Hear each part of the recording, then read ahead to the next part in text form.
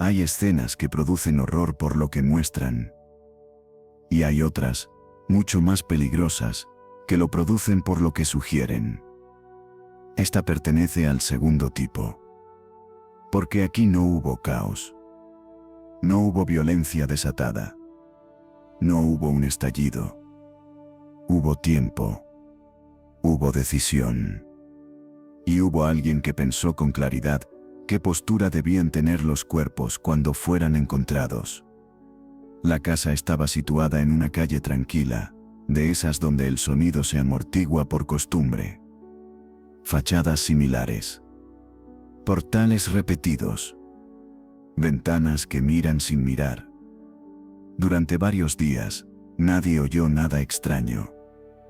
Eso fue lo primero que llamó la atención después. No hubo discusiones. No hubo golpes contra las paredes. No hubo una noche de gritos que luego se recordara con culpa. Lo que hubo fue una ausencia progresiva. Las persianas permanecían siempre a la misma altura. Ni subidas del todo. Ni bajadas. La puerta principal no se abrió en días. El buzón empezó a llenarse. Pero no había olor. No había signos evidentes de abandono. Nada que justificara una intervención inmediata. Solo una casa que parecía haberse quedado quieta. El aviso llegó tarde. Como casi siempre. Un vecino, incapaz de quitarse la sensación de encima, empujó ligeramente la puerta. No estaba cerrada con llave. No estaba forzada. Cedió con un sonido seco. Desde el umbral, sin entrar, vio el salón. Y lo primero que notó, no fue la presencia de cuerpos. Fue la disposición. Las sillas estaban alineadas de una forma demasiado intencional para ser casual.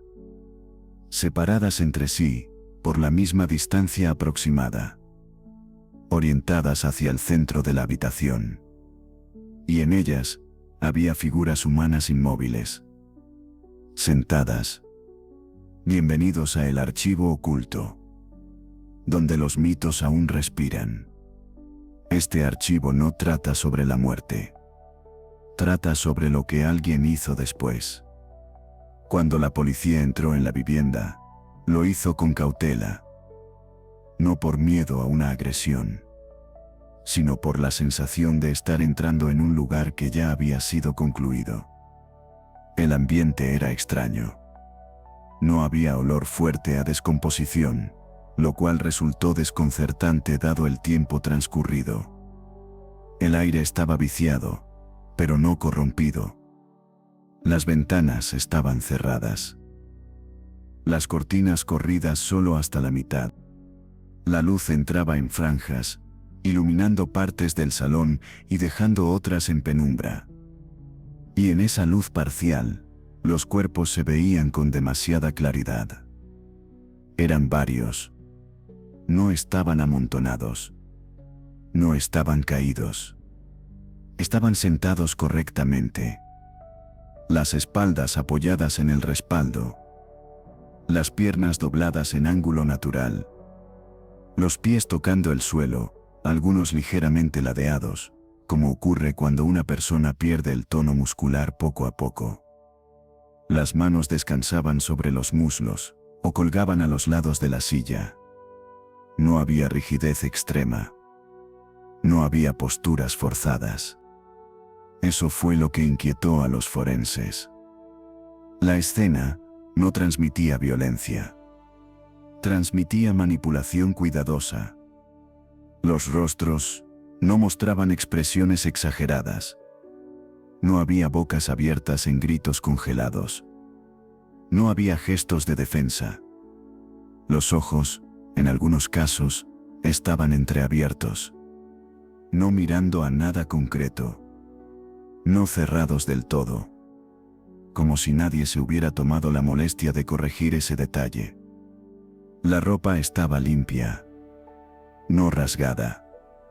No manchada de forma evidente. Algunos cuerpos parecían haber sido acomodados después de que el rigor mortis comenzara a desaparecer, lo que indicaba que alguien regresó o permaneció allí durante horas. Los relojes de la casa fueron anotados uno por uno. Ninguno marcaba la misma hora. El del salón se había detenido pasada la medianoche. El de la cocina, varias horas después. El del pasillo, ya entrada la mañana. No había explicación técnica inmediata. La electricidad funcionaba. No hubo un corte general. Los relojes no se habían detenido por una causa común. Simplemente, habían sido olvidados en momentos distintos. Si este tipo de detalles te generan incomodidad, si entiendes que el horror no siempre grita, suscríbete a El Archivo Oculto. Aquí no pasamos por alto lo que otros prefirieron resumir. La inspección policial fue meticulosa, pero breve. No hubo una reconstrucción extensa. No hubo recreación pública. El informe hablaba de causas compatibles, de ausencia de violencia directa apreciable, de un entorno ordenado, pero evitaba el núcleo del problema. Un cuerpo muerto no se sienta solo. No mantiene el equilibrio. No apoya la espalda. No conserva una postura estable durante horas. Alguien tuvo que levantar peso muerto, flexionar extremidades rígidas, ajustar torsos. Alguien tuvo que decidir cómo debía verse la escena. Y esa decisión no quedó reflejada en ninguna imputación clara. La prensa trató el caso con prudencia. Pocos detalles. Lenguaje aséptico. Salvo un medio que insistió en lo evidente. La prensa especializada de la época mencionó lo que otros evitaron describir con claridad: la colocación deliberada de los cuerpos. No como acusación directa, como anomalía, como algo que no encajaba con ninguna explicación cómoda.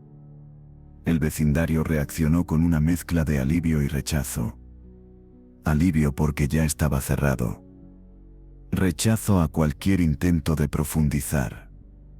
Algunos vecinos admitieron más tarde que preferían no saber, que había escenas que era mejor aceptar sin entender. El expediente se archivó.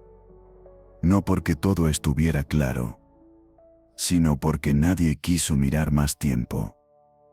Años después, durante una revisión rutinaria de documentos antiguos, apareció una anotación escrita a lápiz, casi borrada por el roce del papel: disposición incompatible con muerte no intervenida.